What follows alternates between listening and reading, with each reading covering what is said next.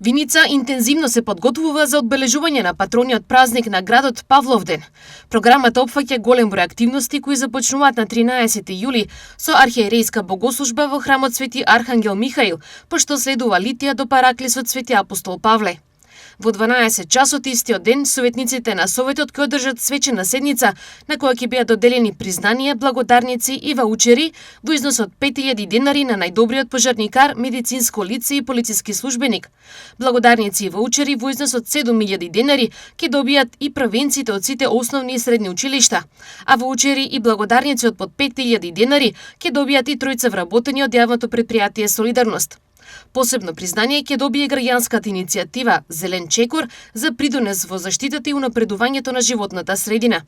Наредниот ден, 14 јули, е предвиден со стендап комедија на Бојан Велевски во Домот на културата Тоша Арсов со слободен влез за сите посетители. Во рамки на свеченостите на 10 и 11 јули во Виница ќе се одржи меѓународно познатиот фестивал Кафе де Анатолија, кој оваа година се очекува да привлече голем број посетители од земјата и странство, придонесувајќи за промоција на градот и развој на културниот туризам.